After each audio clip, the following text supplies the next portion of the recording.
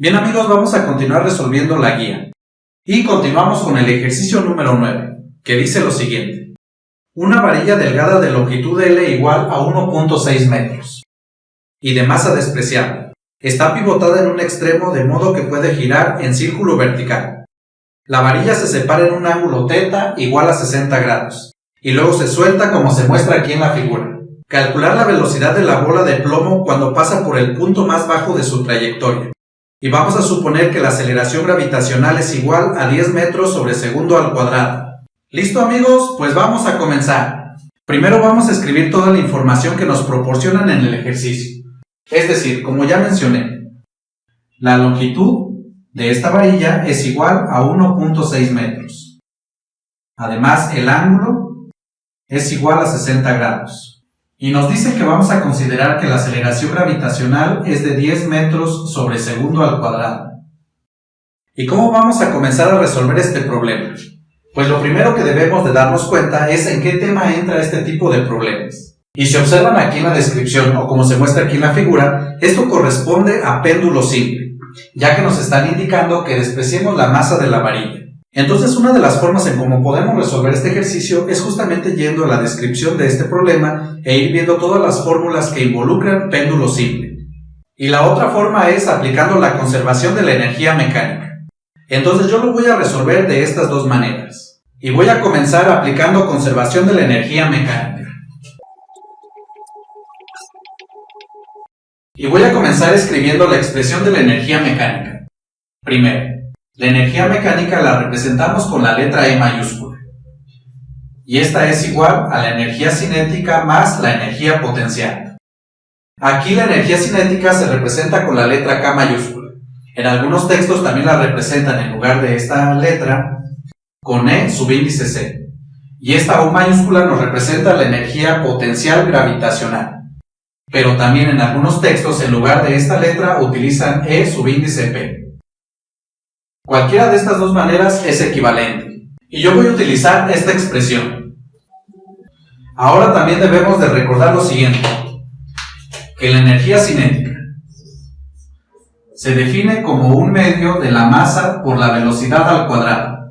Y la energía potencial gravitacional es igual a la masa por la aceleración gravitacional y por la altura. Entonces, si escribimos la expresión para la energía mecánica en términos de estas cantidades, lo que obtenemos es lo siguiente. Que la energía mecánica de un objeto es igual a su energía cinética, es decir, un medio de la masa por su velocidad al cuadrado, más su energía potencial, que es igual a la masa por la aceleración y por la altura. Y aquí las unidades de la energía mecánica, o en general de energía, en el Sistema Internacional de Unidades son lo que llamamos joules, que lo denotamos normalmente con la letra J mayúscula. Y esta es la expresión que vamos a estar utilizando para la energía mecánica.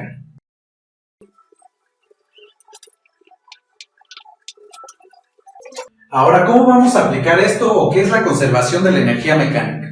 Pues la conservación de la energía mecánica nos da como dos puntos de referencia.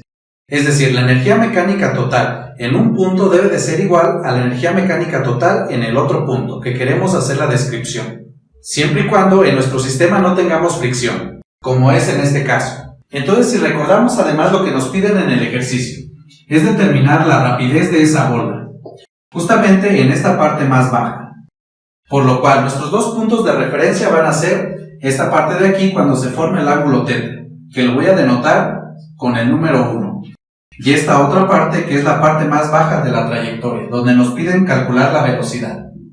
Otra parte importante de la descripción es elegir un sistema de referencia, es decir, dónde voy a tomar el suelo para a partir de ahí medir lo que son las alturas, y así poder calcular lo que es mi energía potencial. Y ese punto de referencia lo voy a tomar en la parte más baja de la trayectoria de esa bola. Es decir, esto va a ser el suelo. Y a partir de aquí hacia arriba voy a medir las alturas. Y si observamos, aquí esta parte que es la masa se encuentra a determinada altura con respecto del suelo. Y a esta le voy a llamar H. Entonces ahora voy a ir viendo qué es lo que tengo en cada uno de los puntos, es decir, qué información tengo de este problema. Lo que nos dicen es que nosotros tomamos esta bola, la elevamos a una determinada altura y la soltamos. Y eso lo que nos quiere decir es que justamente en este punto la velocidad de esta bola es igual a 0. Por lo tanto es un dato adicional que yo tengo. Aquí la velocidad es igual a 0. Y le voy a escribir subíndice 1 para indicar que se refiere al punto 1. Ahora, aquí tengo esta altura que ya lo había denotado con h, pero también le voy a escribir el subíndice 1 para indicar que se refiere a la altura en el punto 1. Y hago lo mismo en el punto número 2.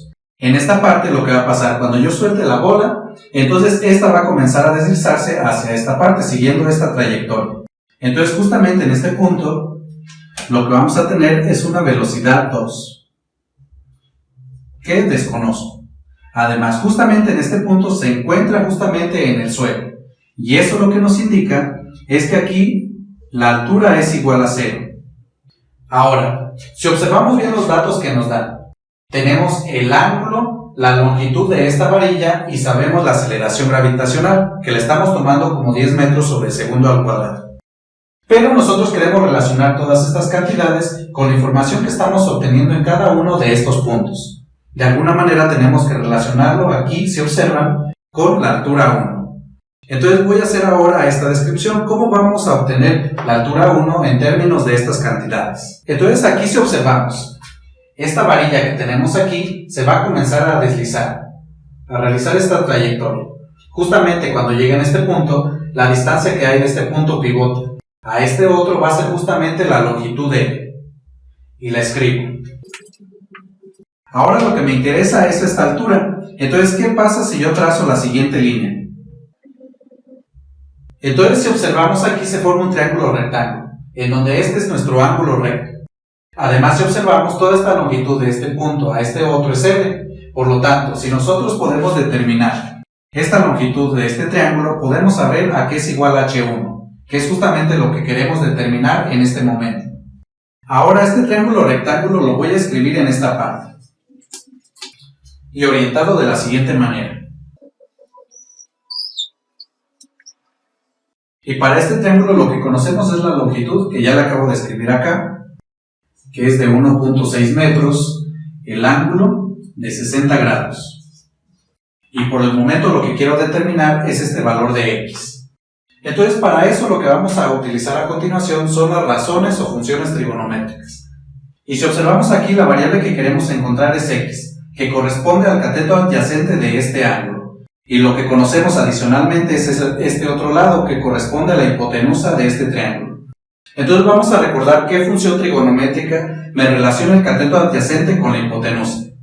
Y si recordamos, esa función o razón trigonométrica es el coseno del ángulo, ya que el coseno del ángulo se define como el cateto adyacente sobre la hipotenusa. Y en nuestro caso, el ángulo es de 60 grados. Entonces escribimos coseno de 60 grados. El cateto adyacente al ángulo de 60 grados es x, que es lo que queremos determinar. Y la hipotenusa es L, que equivale a 1.6 metros. Y si recordamos, el coseno de 60 grados es igual a 1 medio. Esto lo pueden checar en la sección de geometría y trigonometría de esta guía, en específico el ejercicio número 14. Ahí se explica cómo obtener estos valores para ángulos de 45, de 30 y de 60 grados. Entonces, en lugar de tener aquí el coseno de 60 grados, yo voy a escribir 1 medio. Y esto igual a x entre 1.6 metros. Ahora, al despejar de aquí la variable x, si observamos 1.6 metros, como se encuentra dividiendo en este lado de la igualdad, lo pasamos al lado izquierdo multiplicando, con lo cual se obtiene 1 medio de 1.6 metros igual a x. Y 1 medio de 1.6 o la mitad de 1.6 es igual a 0.8 metros.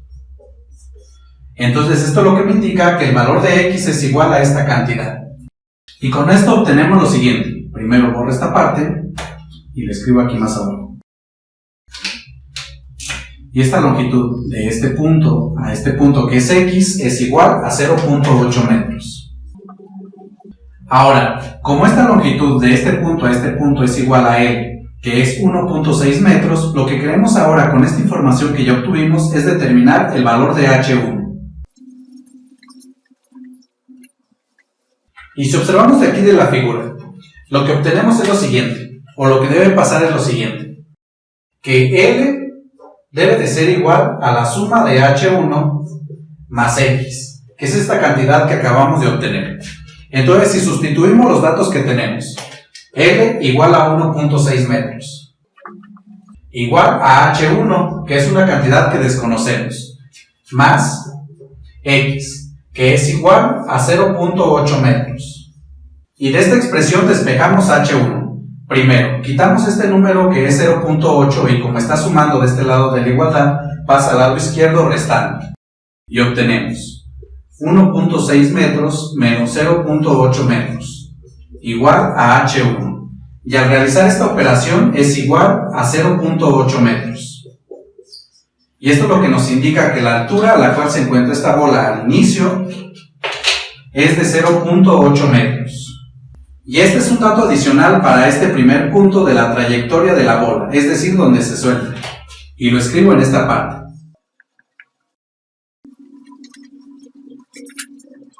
Y ya con toda esta información completa que tengo, lo que voy a hacer ahora sí es aplicar la conservación de la energía mecánica. Entonces los dos puntos en los que queremos analizar esto es en el punto 1 y en el punto 2. Y vamos a tener que la energía mecánica en el punto 1 debe de ser igual a la energía mecánica en el punto 2. Es decir, en términos de estas expresiones tenemos lo siguiente. 1/2 de la masa por la velocidad 1 al cuadrado más la masa por la gravedad y por la altura 1 debe de ser igual a 1/2 de la masa por la velocidad en el punto 2 al cuadrado más la masa por la gravedad y por la altura en el punto 2. Y en esta parte lo que vamos a hacer es ir sustituyendo los datos, ya que esta expresión se va a simplificar, debido a lo siguiente. Si observamos aquí en el punto 1, la velocidad es igual a 0, y eso lo que significa que toda esta expresión se va a eliminar, ya que 0 elevado al cuadrado es 0 y al multiplicarlo por toda esta cantidad es igual a 0. De la misma manera pasa aquí con la altura h2. Como esta es igual a 0, al hacer esta multiplicación nos va a dar igual a 0. Por lo tanto, todo esto se va a cancelar. Con lo cual solamente tenemos la siguiente igualdad. La masa por gravedad por H1 igual a 1/2 de la masa por la velocidad en el punto 2 elevado al cuadrado. En donde esta velocidad en el punto 2 es la que nos piden determinar. Ahora, también si observamos adicionalmente, en ambos lados de la igualdad tenemos al factor m que se encuentra multiplicando. Entonces esto lo que significa que este lo podemos cancelar. Entonces al simplificar esta expresión lo que obtenemos finalmente es lo siguiente. La aceleración gravitacional por h1 igual a 1/2 de la velocidad en el punto 2 elevado al cuadrado. En donde recordando que esta velocidad es la que queremos determinar. Entonces el objetivo de esto es despejar la velocidad 2. Aquí si observamos 1/2 de la velocidad 2 al cuadrado, lo podemos también ver de la siguiente manera, como la velocidad 2 al cuadrado dividida entre 2. Esta forma y esta otra son equivalentes. Entonces si nosotros lo pensamos de esta manera, el número 2 se encuentra dividiendo en este lado de la igualdad, por lo cual va a pasar al lado izquierdo multiplicando. Y al observar eso obtenemos 2 veces la aceleración gravitacional por h1 igual a la velocidad 2 elevada al cuadrado. Ahora aquí, para eliminar o quitar el exponente al cuadrado de la velocidad 2, lo que vamos a hacer es tomar la raíz cuadrada en ambos lados de la igualdad. Y tenemos la raíz cuadrada de 2 veces la aceleración gravitacional por h1 igual a la raíz cuadrada de la velocidad 2 elevada al cuadrado. Y aquí si observamos, la raíz cuadrada con el exponente al cuadrado se cancela. Y únicamente me queda la velocidad en el punto 2. Y aquí nada más por comodidad lo que voy a hacer es escribir al revés esta expresión, o esta igualdad. Es decir, la velocidad 2 igual a la raíz cuadrada de 2 veces g por h1. Ya que tenemos despejada la cantidad que queremos determinar, sustituimos estos valores que ya tenemos. Con lo cual obtenemos la velocidad en el punto 2 igual a la raíz cuadrada de 2 multiplicado por la aceleración, que nos dicen que es igual a 10 metros sobre segundo al cuadrado, y multiplicado por la altura h1, que es la que determinamos, y es igual a 0.8 metros. Ahora realizamos las operaciones, y tenemos que esto es igual a la raíz cuadrada. Aquí multiplicamos 0.8 por 10 es igual a 8, y por 2 igual a 16. Ahora las unidades. Metro sobre segundo al cuadrado por metro es igual a metro al cuadrado sobre segundo al cuadrado. Ahora tomamos la raíz cuadrada de esta cantidad. La raíz cuadrada de 16 es igual a 4. Y la raíz cuadrada de metro al cuadrado sobre segundo al cuadrado es igual a metro sobre segundo. Es decir, la velocidad en el punto 2 o aquí en el punto más bajo de la trayectoria de la bola es igual a 4 metros sobre segundo.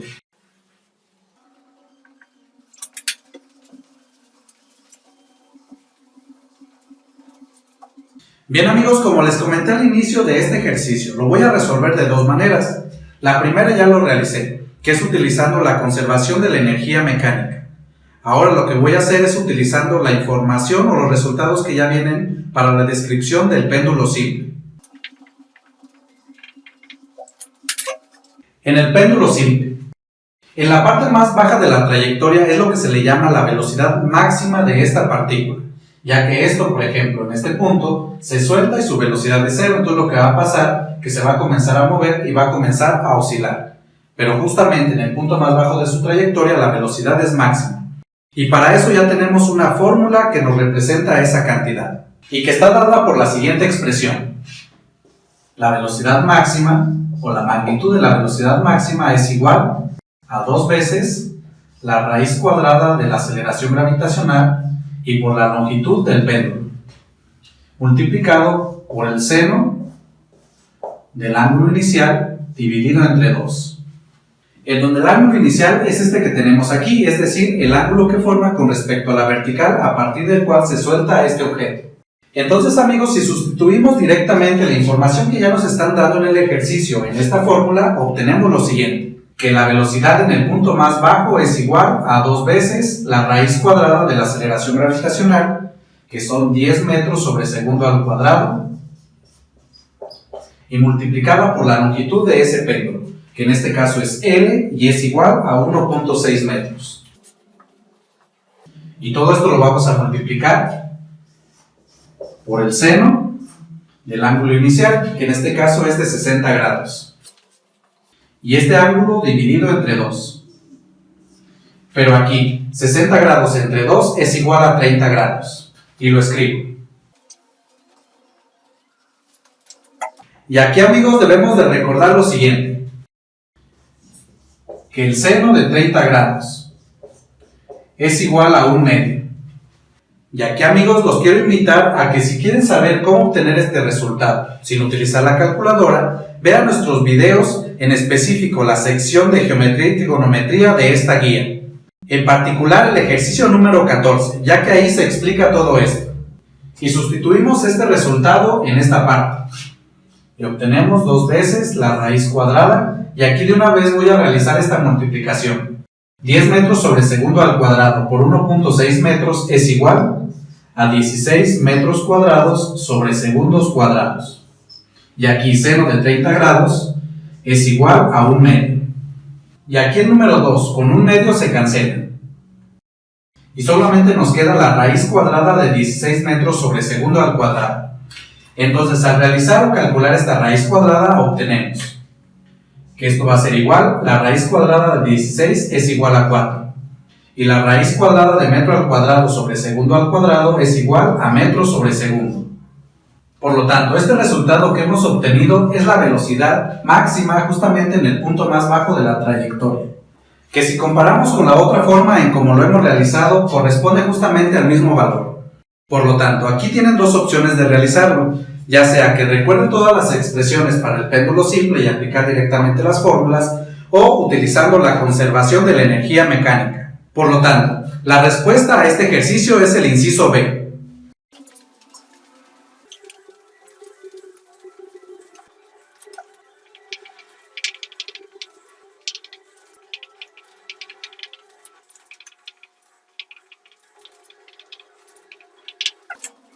Bien amigos, seguimos con el ejercicio número 10 que dice lo siguiente. La sección transversal de una tubería tiene un área de 5 centímetros cuadrados y el fluido se mueve a una velocidad de 10 centímetros sobre segundo. El gasto o flujo de volumen es D, y para comenzar a realizar este ejercicio, primero debemos de saber qué es lo que nos están pidiendo. Y aquí se observan lo que nos piden es el gasto o flujo de volumen. Por lo tanto, vamos a escribir o vamos a utilizar las expresiones o fórmulas del gasto o flujo de volumen. Entonces, si recordamos, el gasto o flujo de volumen se define como el área de la sección transversal de la tubería multiplicado por la velocidad. Esa es una de las formas. O también, el gasto lo podemos ver como el volumen por unidad de tiempo. Entonces, debido a que aquí en el ejercicio nos dan el área de la sección transversal de la tubería, que es de 5 centímetros, y también la velocidad a la que se mueve ese fluido, eso nos indica que lo que vamos a utilizar es esta expresión, ya que conocemos estas dos cantidades. Y aquí vuelvo a escribir que el área es igual a 5 centímetros cuadrados y la velocidad es igual a 10 centímetros sobre segundo. Ahora, primero debemos de tener en cuenta que sean correspondientes las unidades. Es decir, aquí en el área yo estoy manejando centímetros elevados al cuadrado. Es decir, la unidad fundamental son centímetros o unidad de longitud. Y en esta parte, que es la velocidad, yo tengo centímetros sobre segundo. Es decir, aquí las unidades de longitud son correspondientes, ambas están en centímetros. Por lo tanto, puedo directamente utilizar estos datos y sustituirlos en la fórmula. Por lo tanto, al sustituir en esta expresión, obtenemos que el gasto o flujo de volumen es igual al área de la sección transversal, que es de 5 centímetros cuadrados, y multiplicado por la velocidad, que es igual a 10 centímetros sobre segundo. Y al realizar esta operación obtenemos 5 por 10 es igual a 50. Y centímetro al cuadrado por centímetro sobre segundo es igual a centímetro cúbico sobre segundo. Y esta parte de aquí o este resultado ya lo podemos dejar expresado de esta manera. Sin embargo, si observan ahí su guía van a observar que las unidades que se manejan son metros cúbicos sobre segundo. Y eso lo que nos indica es que necesitamos hacer esta conversión. Es decir, pasar de centímetros cúbicos sobre segundo a metros cúbicos sobre segundo. Es decir, lo único que yo voy a convertir en esta parte de las unidades es centímetros cúbicos a metros cúbicos. Y para eso debemos de recordar lo siguiente, que un metro equivale a 100 centímetros. Entonces, como yo quiero unidades al cubo, lo que voy a hacer es, en ambos lados de la igualdad de esta equivalencia, es elevar al cubo. Y obtengo un metro elevado al cubo. Y del lado derecho 100 centímetros elevadas al cubo. Y en esta parte desarrollamos 1 elevado al cubo es igual a 1. Y aquí metro al cubo es igual a metro cúbico. Y en el lado derecho 100 elevado al cubo es igual a 1.000.000. Y centímetro al cubo es igual a centímetro cúbico.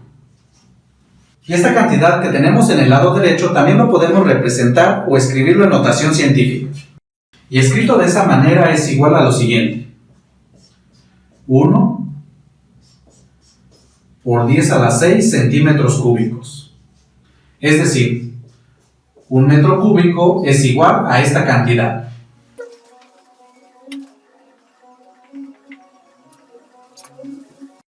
Entonces, al utilizar este factor de conversión que hemos escrito, vamos a convertir 50 centímetros cúbicos a metros cúbicos. Y para realizar esta conversión voy a escribir la siguiente tabla. Aquí en esta primera parte escribo la cantidad que quiero convertir, que son 50 centímetros cúbicos. Y en esta otra parte, como yo quiero eliminar centímetros cúbicos y convertirlos a metros cúbicos, voy a observar la parte aquí de mi factor de conversión. Y voy a ver cuál lado de la igualdad equivale a centímetros cúbicos. Entonces, si observamos, eso equivale al lado derecho. Entonces, lo que voy a hacer es escribir en el lado opuesto de donde tengo las unidades que quiero eliminar. Es decir, como yo aquí tengo centímetros cúbicos, los centímetros cúbicos que aparecen en este factor los voy a escribir en esta parte de abajo. Es decir, 1 por 10 a la 6 centímetros cúbicos. Y en la parte de arriba la equivalencia en metros cúbicos, es decir, un metro cúbico. Ahora aquí si observamos, centímetro cúbico con centímetro cúbico se cancelan. Y vamos a realizar las operaciones aquí de la siguiente manera. Vamos a multiplicar así directamente en esta parte, como no tenemos nada, vuelvo a escribir esto de aquí. Y esto nos va a dar la siguiente fracción. Multiplicamos 50 por 1 metro cúbico es igual a 50 metros cúbicos. Y en la parte de abajo, como aquí no tengo nada, solamente escribo esta cantidad, que es 1 por 10 a la 6. Ahora realizo la división. 50 entre 1 es igual a 50. Y esta parte de aquí lo voy a escribir de la siguiente manera. Por 10 a la menos 6 metros cúbicos. Y en este resultado de aquí, ¿por qué es igual a esto? Pues aquí lo que apliqué es la siguiente ley de los exponentes, que dice que si tenemos 1 entre una cantidad elevado a un exponente, esto yo lo puedo escribir de la siguiente manera, como la misma cantidad que es esta base A, pero con su exponente negativo. Y por lo tanto, con este resultado yo puedo escribir que el gasto es igual a 50 centímetros cúbicos, es decir, 50 por 10 a la menos 6 metros cúbicos, y esto sobre segundo. Y esto que tenemos aquí es la respuesta a este ejercicio, que si observamos nuestra guía corresponde al inciso A.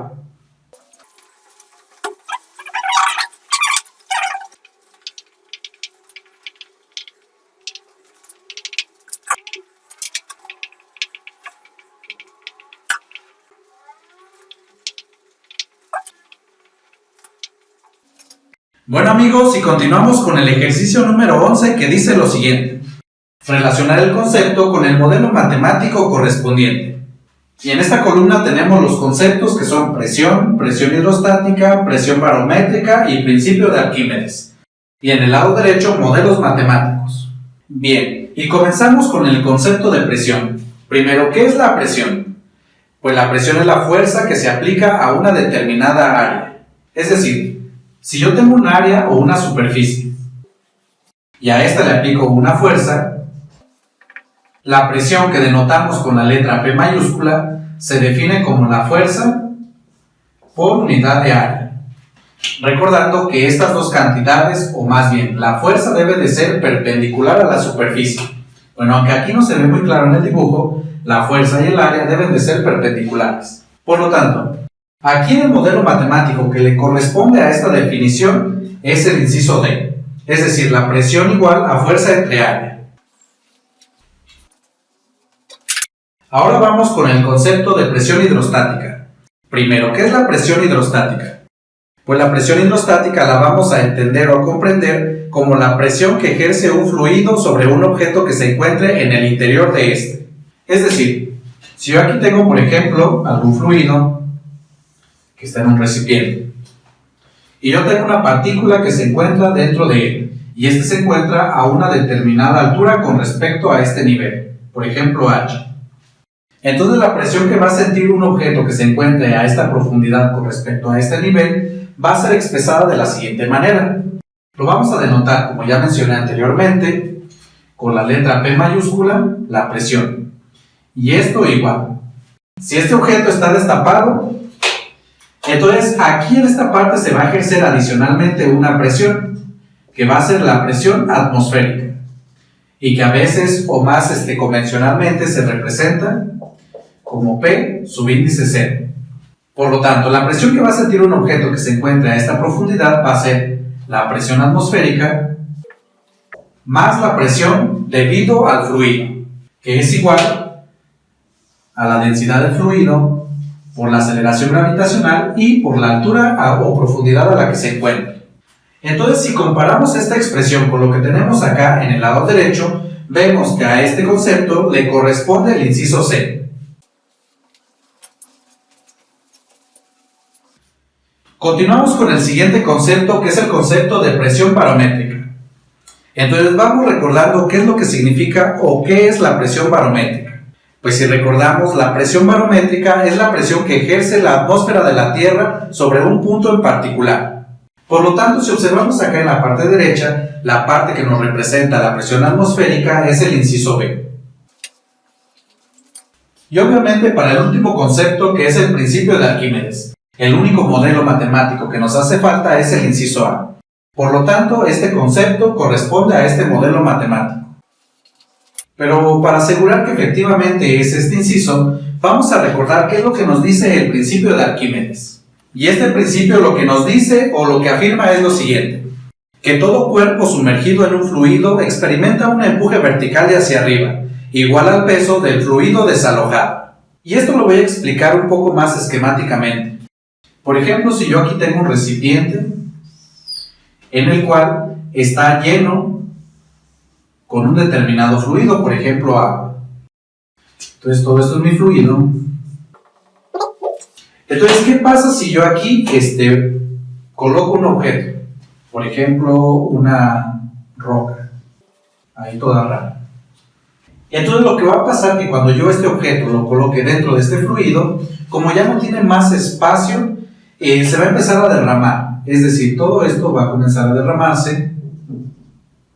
Esto es fluido, y aquí tenemos esa roca extraña. Y este fluido pues se va a derramar, como ya les acabo de comentar. Entonces, este fluido que se derrama es equivalente al volumen de este objeto.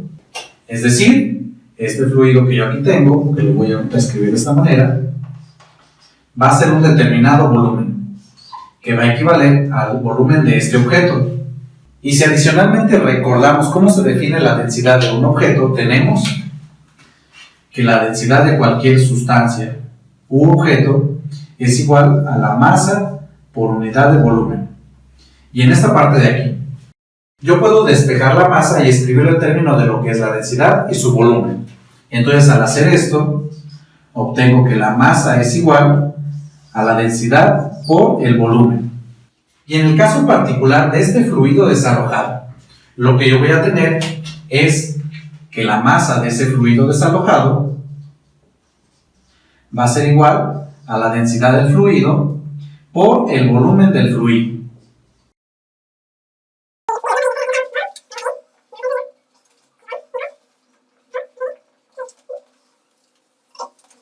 Ahora, el peso de cualquier objeto, y recordemos que el peso es una fuerza, que lo voy a representar ahora con la letra F. Y este peso se define o se calcula multiplicando lo que es la masa del objeto por la aceleración gravitacional. Entonces, en el caso particular de esta masa de fluido, vamos a tener que la fuerza va a ser igual a la masa del fluido, es decir, la densidad por el volumen del fluido y por la aceleración gravitacional, que si observamos corresponde justamente a esta expresión. Y está de acuerdo justamente a lo que también ya comenté de lo que es el principio de Arquímedes, que todo cuerpo sumergido en un fluido experimenta un empuje vertical hacia arriba igual al peso del fluido desalojado. Por lo tanto, la respuesta a este ejercicio es el inciso A.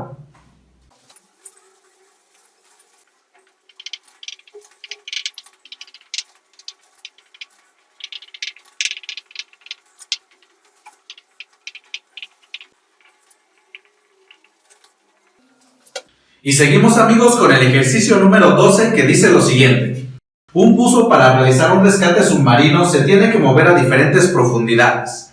Si la densidad del agua de mar es de 1033 kilogramos sobre metro cúbico, ordenar de menor a mayor la presión hidrostática que experimenta el buzo. Y nos dan estas 4 situaciones. Y para realizar esto, lo primero que debemos de darnos cuenta, ¿qué es lo que nos están preguntando? Y si observamos aquí, lo que nos piden es ordenar de menor a mayor lo que es la presión hidrostática. Entonces necesitamos saber cómo vamos a calcular la presión hidrostática. Y si recordamos del ejercicio anterior, teníamos lo siguiente: que la presión hidrostática va a ser igual a la presión atmosférica, que la represento de esta manera, más la densidad del fluido por la aceleración gravitacional y la profundidad a la cual yo quiero medir la presión hidrostática. Además, recordemos que la presión atmosférica, que lo estoy representando de esta manera, es igual a una atmósfera, o en unidades del sistema internacional, es igual a 1.013 por 10 a la 5 pascales. Y también aquí vamos a escribir la información que nos están dando. Nos dicen que la densidad del agua de mar es igual a 1033 kilogramos sobre metro cúbico. Y esta parte, que es la aceleración gravitacional, es una cantidad que ya es conocida. Y nosotros la vamos a tomar igual a 9.81 metros sobre segundo al cuadrado. Entonces la clave está en saber cómo está dada esta expresión para la presión hidrostática. Si observamos aquí, como ya mencioné, esta expresión o esta parte se refiere a la presión atmosférica, que ya es una constante y está dado por este número. Al igual que la densidad, como el buzo se encuentra en el mar, este no va a cambiar o este no va a cambiar. Y el valor numérico es igual a esto. De la misma manera, la aceleración gravitacional. Entonces, este de aquí y este otro son cantidades que ya están fijas, no va a variar para nada. Entonces aquí lo único que va a estar variando es la profundidad a la cual se encuentra el buzo. Por ejemplo, si la profundidad es muy pequeña, la presión hidrostática que se va a sentir o que se va a ejercer sobre el buzo va a ser muy pequeña. Pero si yo voy aumentando la profundidad, entonces la presión hidrostática va a ir aumentando, ya que este número va a ser cada vez más grande. Y esta cantidad, por lo tanto, va a ser cada vez más grande. Entonces, ¿aquí cómo vamos a ordenar todo esto? Pues va a ser en base a la profundidad, es decir, esta H que yo tengo aquí. Entonces, entre más pequeña sea esta profundidad, la presión hidrostática va a ser más pequeña. Y entre más grande sea la profundidad, pues esta presión hidrostática va a ir aumentando. Por lo tanto, aquí, en estas situaciones, la presión hidrostática más pequeña va a ser aquella que sea la profundidad más pequeña de estas cuatro. Y si observamos, la más pequeña es de una profundidad de 35 metros. Y lo escribo acá abajo. La que le sigue sería la profundidad de 40 metros, que corresponde a este apartado 3. Después la que sigue es la de 50 metros, que corresponde al número 4. Y por último es la de 60 metros, que corresponde al número 2. Por lo tanto, esto que tenemos aquí es el orden de menor a mayor de la presión hidrostática que experimenta el buzo. Y si observan las respuestas que vienen allí en la guía, esto corresponde al inciso C.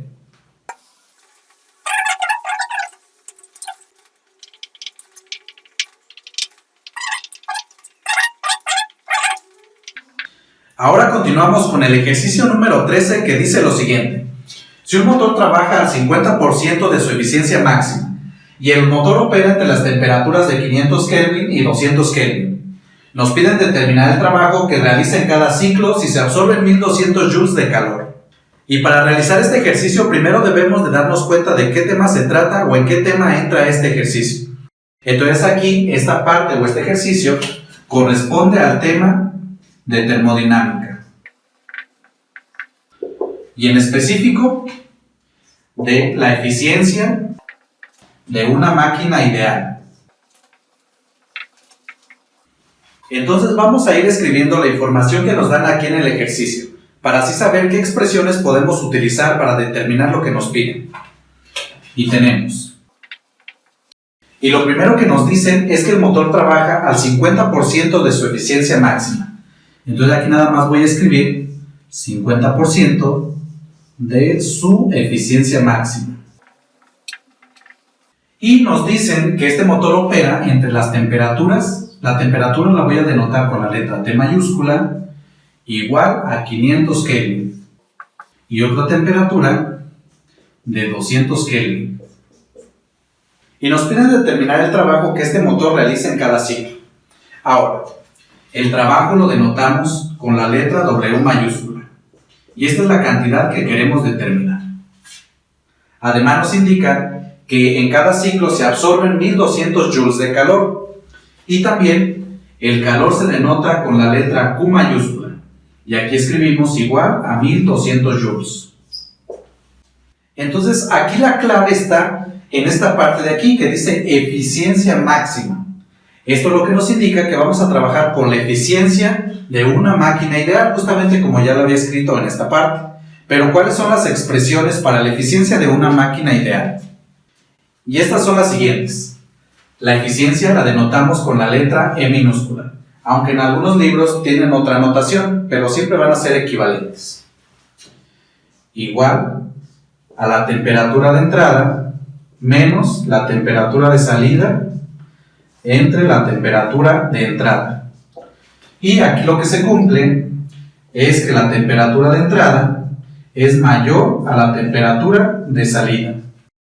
Y las unidades de la temperatura son en la escala absoluta, es decir, en Kelvin, que se denota con la letra K mayúscula.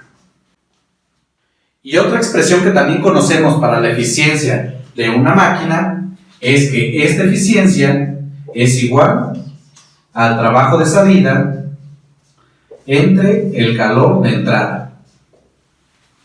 Entonces, si comparamos toda esta información con los datos que tenemos, observamos que nuestro motor trabaja entre estas dos temperaturas.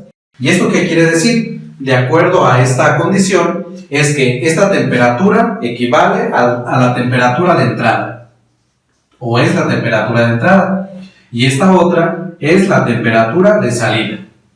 Ahora, esto que queremos determinar, pues va a ser el trabajo de salida. Y el calor que absorbe en cada ciclo va a ser el calor de entrada. Y de nueva cuenta, si observamos aquí en estas expresiones, en esta parte o en esta expresión nos aparece el trabajo de salida, que es lo que queremos determinar. Por lo tanto, vamos a utilizarla para hallar esta cantidad.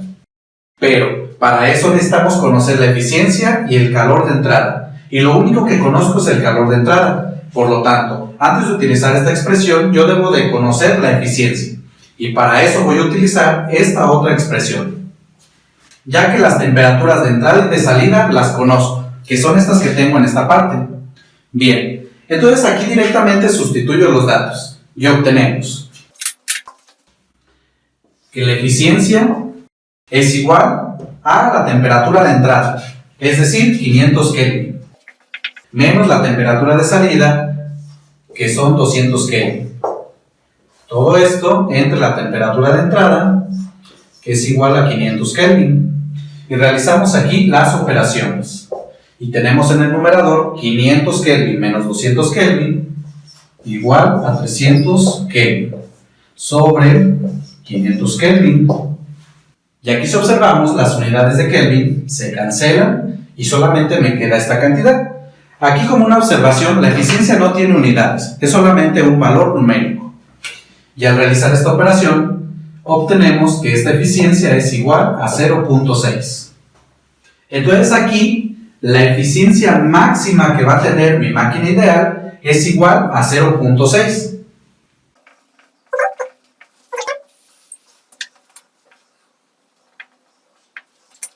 Bien amigos, ahora vamos a trabajar con esta parte de la información, que nos dice que este motor trabaja al 50% de su eficiencia máxima. ¿Pero qué quiere decir esto? Si observamos esta cantidad que obtuvimos, es la eficiencia de esta máquina ideal, pero esta cantidad solamente es válida si el motor trabaja al 100%. Entonces, como aquí nos dicen que esta máquina o este motor trabaja al 50% de su eficiencia máxima, significa que la eficiencia va a ser la mitad de esto. Entonces, en este caso, la eficiencia va a ser igual, lo voy a escribir de la siguiente manera: el 50% de la eficiencia máxima. Y la eficiencia máxima es igual a 0.6. Y si aquí le sacamos el 50% a 0.6, que simplemente es dividir entre 2, obtenemos que esto es igual a 0.3. Y esto es en realidad la eficiencia a la cual está trabajando este motor.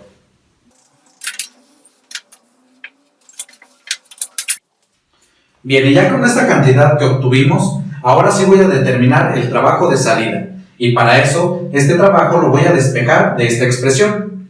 Entonces, si observamos, como el calor de entrada se encuentra dividiendo en este lado de la igualdad, lo voy a pasar al lado izquierdo multiplicando, ya que esa es su operación opuesta.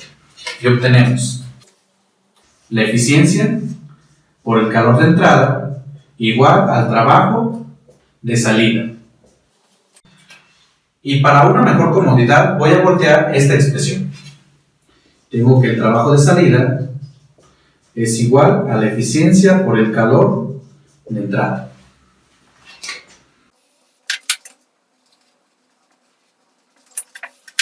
Bien, y ya que tengo esto, solamente sustituyo los datos, con lo cual obtenemos que el trabajo de salida es igual a la eficiencia, es decir, 0.3, multiplicado por el calor de entrada, que es igual a 1200 joules.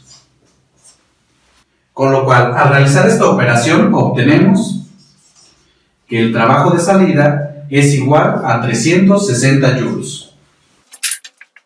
Por lo tanto, amigos, si ustedes comparan este resultado con las opciones que vienen allí en su guía, observamos que este corresponde al inciso D.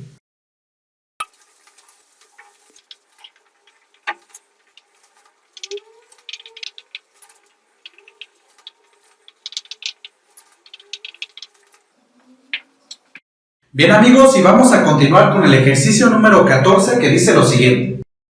Recordando que la magnitud del campo eléctrico E generado por una carga puntual Q a una distancia R de la carga está dada por esta expresión.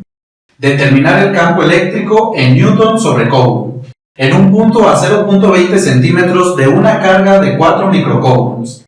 Además nos dicen que recordemos que esta constante K es igual a 9 por 10 a la 9 Newton por metro cuadrado sobre Coulomb al cuadrado. Entonces aquí ya directamente nos dan todas las herramientas para determinar el campo eléctrico, más bien la magnitud del campo eléctrico, porque nos dan la expresión para eso. Es decir, nos dice que la magnitud del campo eléctrico lo podemos calcular como esta constante multiplicado por la carga y dividido entre la distancia al cuadrado. Y nos da la distancia a la cual queremos determinar el campo eléctrico, que en este caso es igual a 0.20 centímetros. Y también nos dan la magnitud de la carga, que es de 4.0 microcoulombs. Además, sabemos que esta constante, bueno, aquí nos la dan, nos dicen que esta constante es igual a 9 por 10 a la 9 Newton por metro cuadrado sobre Coulomb al cuadrado. Y aquí una parte importante es que nos piden determinar el campo eléctrico en estas unidades, es decir, en Newton sobre Coulomb. Y estas unidades son unidades del sistema internacional. Por lo tanto, estas cantidades que tenemos aquí las debemos de manejar en unidades del sistema internacional. Por ejemplo, aquí tenemos esta distancia que está en centímetros. Entonces, aquí es necesario convertirla a metros. Y primero vamos a realizar esto.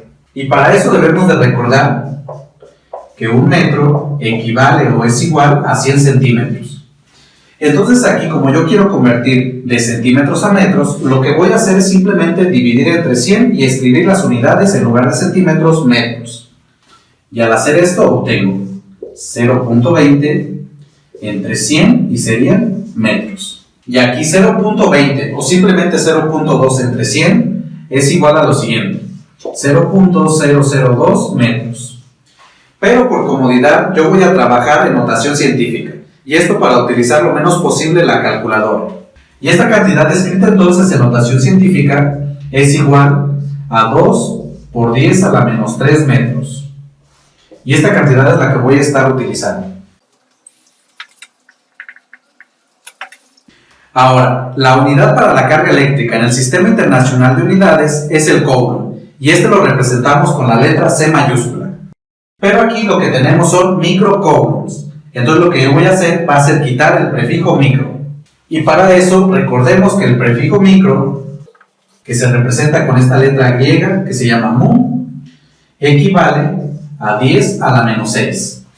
Por lo tanto, si yo esta expresión la escribo acá, obtengo que esta carga es igual a 4.0 por 10 a la menos 6 coulombs. Bien, amigos, y ya con esta información escrita de esta manera, lo que voy a hacer es sustituir directamente en esta expresión para la magnitud del campo eléctrico. Y tenemos lo siguiente.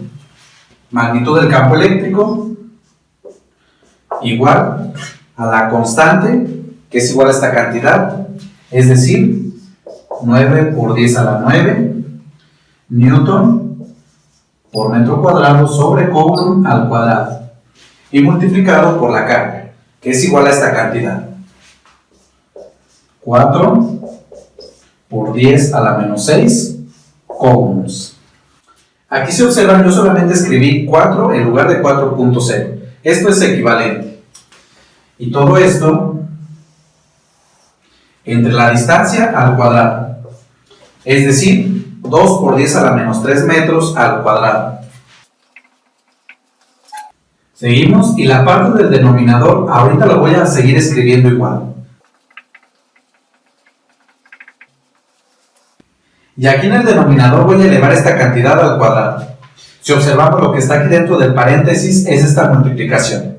Y si recordamos de una de las leyes de los exponentes, nos dice que si tenemos varias cantidades que se estén multiplicando y todo esto elevado a un exponente, es lo mismo que elevar cada una de las cantidades a ese exponente y después multiplicarlas. Y con eso obtenemos lo siguiente. En esta parte, 2 al cuadrado es igual a 4.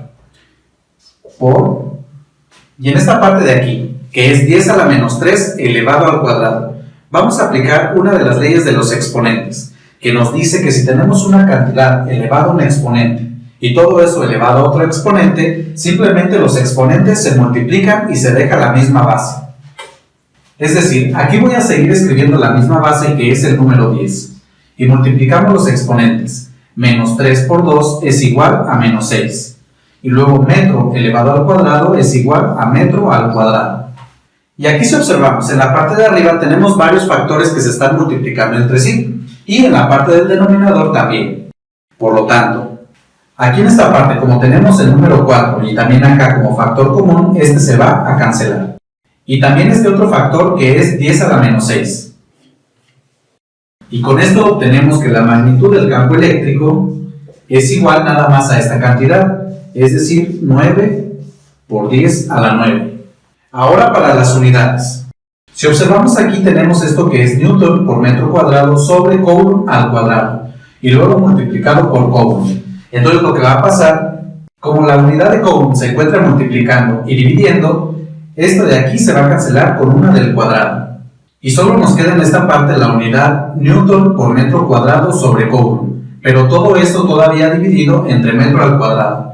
Entonces aquí lo que va a pasar es que la unidad de metro al cuadrado se va a cancelar. Y solo nos queda la unidad Newton sobre Coulomb, que es justamente lo que nos piden. Y por lo tanto, esto que tenemos aquí es el resultado de este ejercicio.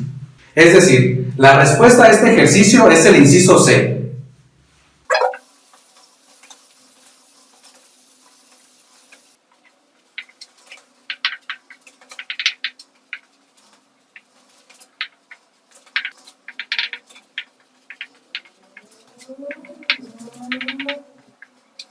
Seguimos con el ejercicio 15, que dice lo siguiente.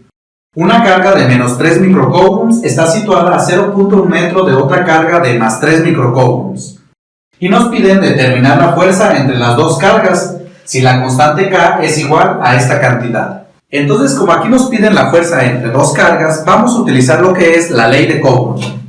Y recordemos que la ley de Coulomb dice lo siguiente, que la magnitud de la fuerza, que voy a representar con la letra F mayúscula, y esta fuerza es la fuerza con la que se atraen dos cargas o se repelen, es igual a la constante K y por el producto de las cargas. Y todo esto dividido entre la distancia que las separa al cuadrado, en donde en unidades del sistema internacional, la fuerza pues se mide en newtons. Aquí debemos de tener mucho cuidado. Esta expresión yo la estoy representando como una magnitud, pero en general es una cantidad vectorial. En este caso basta nada más trabajar con la magnitud. Bien, entonces vamos escribiendo toda la información que aquí nos dan en el ejercicio. Nos dicen que tenemos una carga de menos 3 microcoulombs, y esa carga la voy a representar con el siguiente punto. Y le voy a llamar carga Q1. Igual a menos 3 microcoulombs.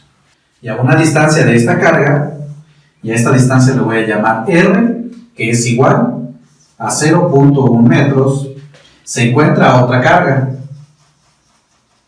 que le voy a llamar Q subíndice 2. Y esta carga es de más 3 microcoulombs. Y además ya tenemos el valor de la constante K, que va aquí en esta expresión. Con esto prácticamente lo que vamos a hacer es nada más sustituir aquí los datos que ya tenemos. Pero vamos a hacer un poquito de análisis en cuanto a cómo es la fuerza, si la fuerza es de atracción o de repulsión. Entonces recordemos que las cargas del mismo signo se repelen y cargas de signo contrario se atraen. Entonces aquí, si observamos nuestro esquema, como tenemos dos cargas de diferente signo, significa que la fuerza va a ser de atracción. Entonces aquí vamos a tener que la fuerza entre estas dos cargas es de atracción. Entonces el signo de cada carga solamente me va a servir para saber si la fuerza es de atracción o de repulsión. Aquí en esta expresión, como comenté desde el inicio, se trata nada más de la magnitud de esta cantidad, es decir, una cantidad positiva. ¿Y eso qué quiere decir? Pues eso significa que esta cantidad debe de ser una cantidad positiva, ya que es una magnitud. Y por lo tanto, todo lo que tengamos de este lado lo vamos a tomar positivo.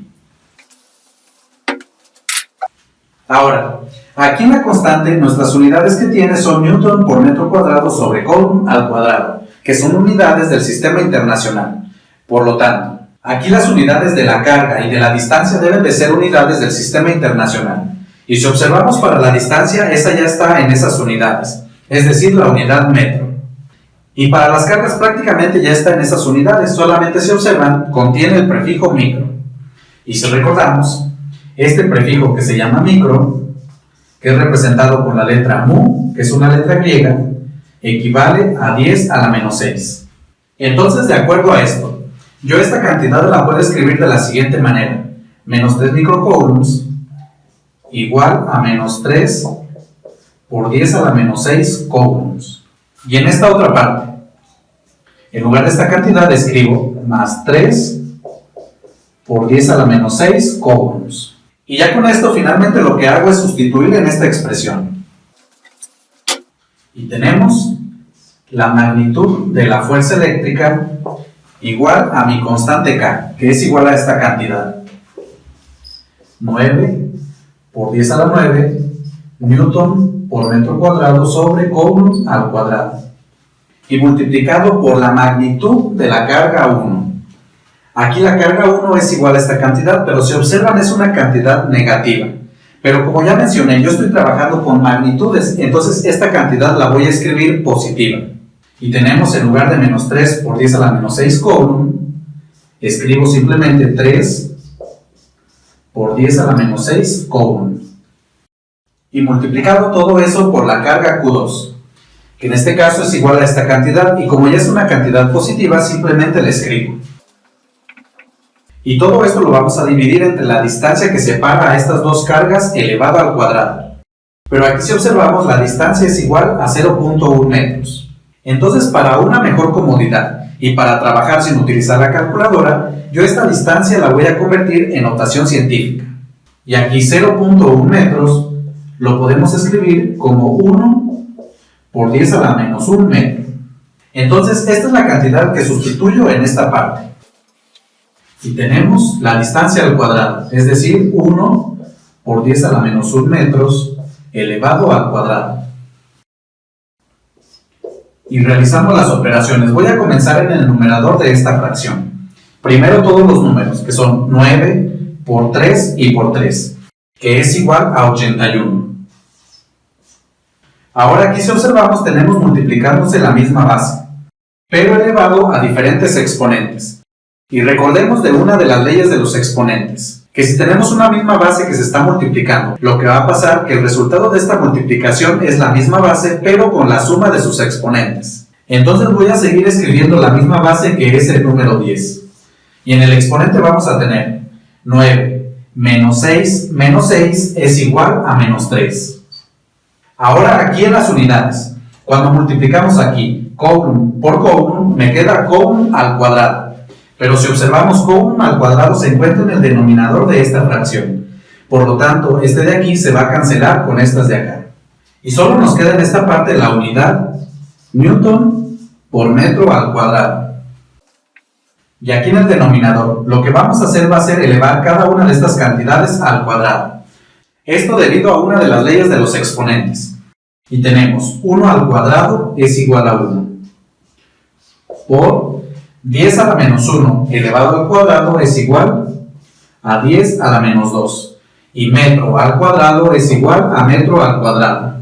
Ahora si observamos acá las unidades, tenemos un factor común en el numerador y en el denominador, que es metro al cuadrado. Por lo tanto, este se va a cancelar.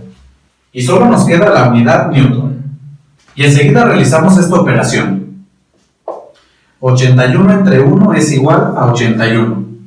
Y luego, 10 a la menos 3 entre 10 a la menos 2 es igual a 10 a la menos 1. Unidades newtons. ¿Y aquí cómo obtuvimos este resultado? Pues si observamos aquí tenemos esta división, que es 10 a la menos 3 entre 10 a la menos 2. Entonces para eso aplicamos la siguiente ley de los exponentes que dice que si tenemos una base a elevado a un exponente, y esto lo dividimos entre la misma base a, pero con diferente exponente, el resultado de esta división es la misma base, que en este caso es a, y al exponente de arriba le restamos el exponente de abajo. Y aquí en nuestro caso, si comparamos con esta expresión, tenemos que la base a es igual a 10. El exponente n es igual a menos 3. Entonces aquí tendríamos menos 3. Y luego aquí menos, y el exponente m sería menos 2. Y aquí desarrollamos. Y escribimos aquí menos 3, y acá quitamos el paréntesis multiplicando por este signo. Menos por menos 2 es igual a más 2. Y menos 3 más 2 es igual a menos 1, que es igual al resultado que acá obtuvimos. Y esto que tenemos aquí es la magnitud de la fuerza con la que se atraen estas dos cargas. Pero si comparamos este resultado con lo que nos da la guía, observamos que ninguna está en notación científica. Por lo tanto, esta expresión nada más lo que voy a hacer es convertirla a decimal. Entonces, 81 por 10 a la menos 1 newtons equivale o es igual a 8.1 newtons. Y esto de aquí es la respuesta a este ejercicio. Y si comparan con las respuestas que vienen en su guía, corresponde al inciso A.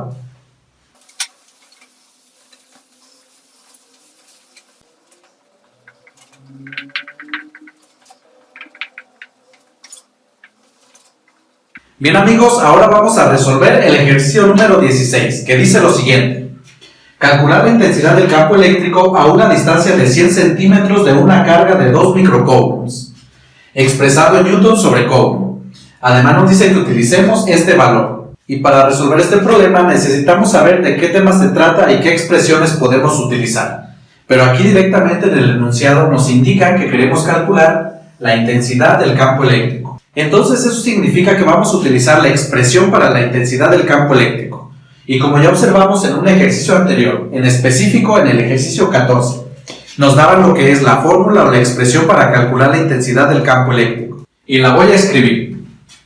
Tenemos intensidad de campo eléctrico.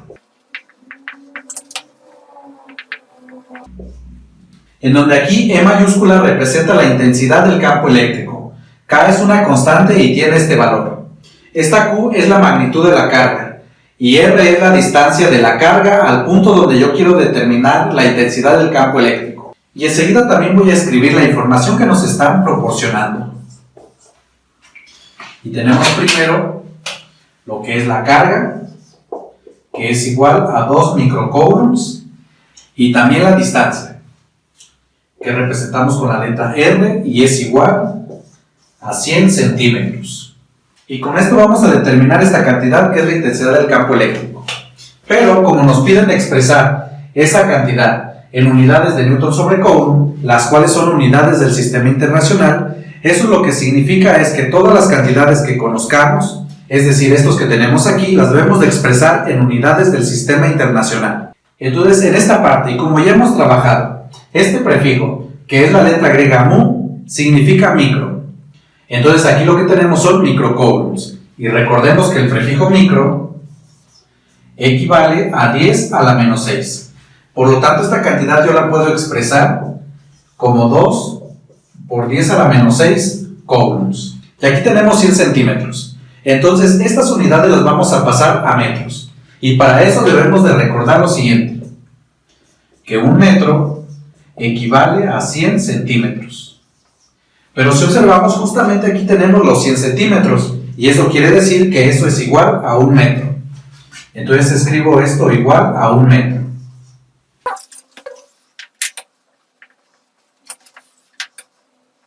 Bien, ya que tenemos las unidades expresadas en el Sistema Internacional de Unidades, vamos a sustituir los datos en esta expresión, con lo cual obtenemos que la intensidad del campo eléctrico es igual a la constante K, que tiene este valor,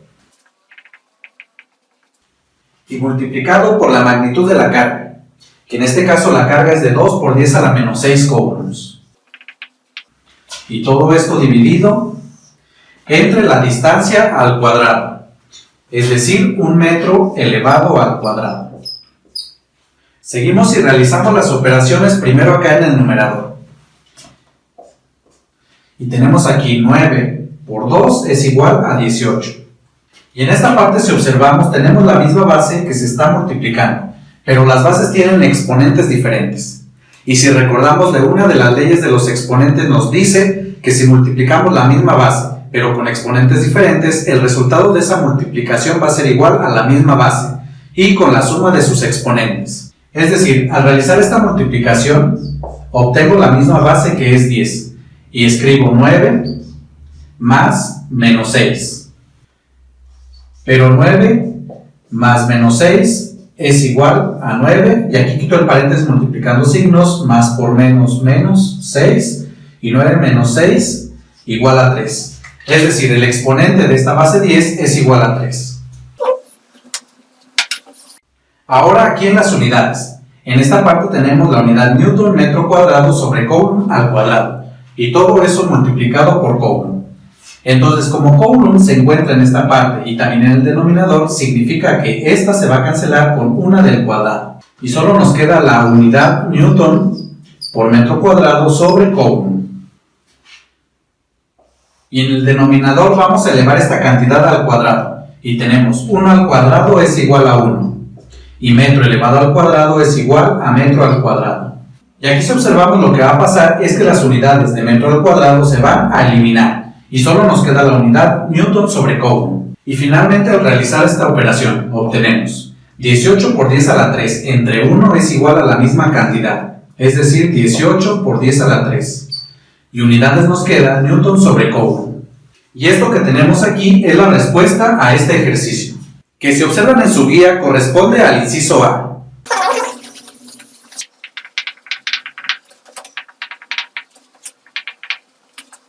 Bien amigos, y vamos a resolver el último ejercicio de este video, que es el número 17, y este dice lo siguiente. Por la resistencia de 50 ohms de una plancha eléctrica, circula una corriente de 1 ampere.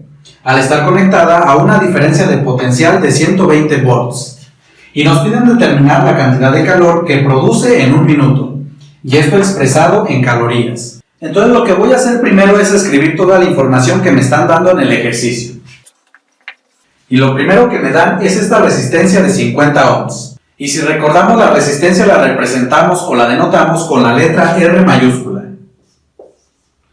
Y como ahí nos indica, es igual a 50 ohms. Y la unidad ohms se escribe con la letra griega mayúscula que es omega. Y también nos da la corriente. Y esta la expresamos con la letra I mayúscula. Y ahí nos dicen que es igual a 1 ampere. Aquí también es común denotar la corriente con la letra I minúscula. Esto depende del texto o como a ustedes se los estén dando. También nos da la diferencia de potencial a la cual está conectada esta plancha. Y para el potencial o diferencia de potencial representamos con la letra V. Igual a 120 volts. Y lo que queremos es determinar el calor. Y esta cantidad la representamos con la letra Q mayúscula. Y queremos determinarla en un tiempo de 1 minuto. Entonces escribo el tiempo igual a 1 minuto. Pero el calor lo queremos representar en unidades de calorías. Ahora amigos, ¿cómo vamos a resolver este ejercicio? Pues aquí la clave de todo esto es lo que nos están pidiendo, que es el calor. Y si recordamos o si recuerdan de sus cursos de electricidad y magnetismo, hay una ley que se llama ley de Joule, que justamente le relaciona el calor con todas estas cantidades. Y la ley de Joule nos dice lo siguiente, que cuando una corriente atraviesa un conductor, por ejemplo un cable de luz, este se calienta. Y por lo tanto, este emite energía en forma de calor. Y este calor lo podemos expresar con la siguiente fórmula. El calor es igual a la resistencia por la corriente eléctrica al cuadrado y por el tiempo. Y esta cantidad está dada en unidades del sistema internacional, que en este caso corresponde a joules.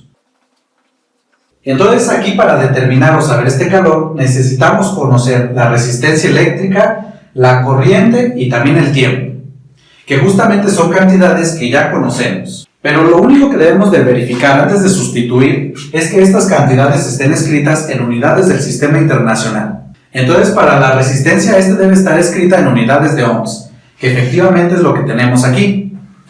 La corriente debe estar en amperes, que ya lo tenemos escrito de esa manera. Y el tiempo debe de estar escrito en segundos. Si observan aquí, el tiempo lo tenemos en minutos. Por lo tanto, vamos a realizar la conversión de minutos a segundos. Entonces, si recuerdan, un minuto tiene 60 segundos. Entonces, esta conversión es directa. Y podemos escribir que el tiempo es igual a 60 segundos. Y ya con esto que tenemos, solamente sustituimos en esta expresión. Y tenemos que el calor es igual a la resistencia, es decir, 50 ohms, multiplicado por la corriente eléctrica elevada al cuadrado, es decir, 1 ampere elevado al cuadrado. Y todo esto lo vamos a multiplicar por el tiempo, que es igual a 60 segundos. Y al realizar toda esta operación obtenemos lo siguiente. En esta parte tenemos 1 elevado al cuadrado es 1. Por 50 es 50 y por 60 es 3000. Entonces tenemos el calor igual a 3000. Y las unidades que nos quedan son ohms por ampere elevado al cuadrado es ampere al cuadrado. Y por segundo. Y esta multiplicación de estas tres unidades es equivalente a la unidad joule. Es decir, un joule es igual a 1 ohms por ampere al cuadrado y por segundo. Y esto que tenemos aquí es el calor que se produce. Pero si observan, este calor está escrito en unidades de joules. Si observamos aquí, amigos, no hemos utilizado este dato, que es la diferencia de potencial. Y eso se debe a que aquí no lo involucra. Bien, amigos, si observan esto ya es nuestro resultado. Sin embargo, aquí en el ejercicio nos los piden en unidades de calorías. Entonces lo que vamos a hacer es realizar una conversión de unidades de joules a calorías. Y para realizar esto, recordemos que un joule equivale a 0.24 calorías. Entonces, al reemplazar un joule por esta cantidad en esta expresión, obtenemos lo siguiente. Que el calor es igual a 3000 multiplicado por joule. Pero un joule equivale a 0.24 calorías. Y al realizar esta operación, obtenemos que esta cantidad es igual a 720 calorías. Bien, amigos, ahora en esta parte quiero hacer una pequeña observación. Si recordamos, aquí lo que les comenté es que el resultado de esta cantidad, o más bien las unidades que vamos a obtener para el calor, son unidades de joules. Sin embargo, esta misma expresión en algunos textos viene escrita de la siguiente manera. El calor es igual a 0.24 por la resistencia, por la corriente al cuadrado y por el tiempo. Entonces, si observamos esta expresión, tiene el factor 0.24. Y también si observamos esta parte de aquí, que es la equivalencia entre joules y calorías, ese punto 24 corresponde a la unidad de calorías. Entonces aquí directamente lo que tenemos es que esto ya nos va a dar unidades de calorías. Y si utilizamos esta expresión ya no es necesario realizar una conversión. Y por lo tanto, amigos, si ustedes observan las respuestas que vienen en su guía, esta corresponde al inciso B. Bien, amigos, y con esto finalizamos este video. Los invito a que se suscriban a nuestro canal y nos sigan en nuestras redes sociales. Yo soy el profesor Humberto, esto es Virtual y nos vemos en el próximo video.